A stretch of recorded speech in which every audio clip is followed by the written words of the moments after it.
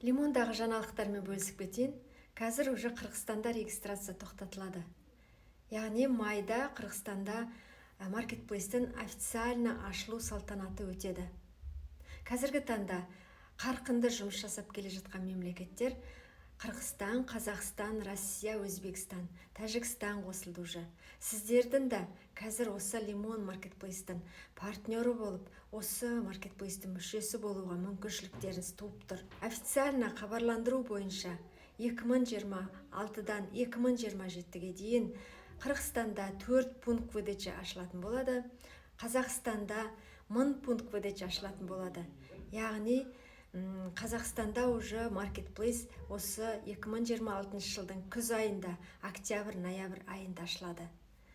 Тәжікстанда 400 пункт выдача ашылатын болады, Өзбекстанда 1500 пункт выдача ашылатын болады, Россияда 5000 пункт выдача ашылады.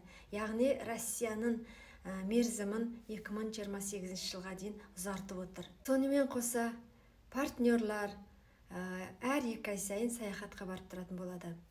Тағы да компания 10 жылда 10 мемлекетке пункт выдача ашуды пландап отыр. Бұл СНГ елдері және Африка елдері. Компания қазіргі кезде әр мемлекетте өзінің крупный налогоплательщик, яғни налог төлеуші болып есептеледі. Себебі қазір маркетплейс ашылғанда қаншама жұмыс орындары берілетін болады.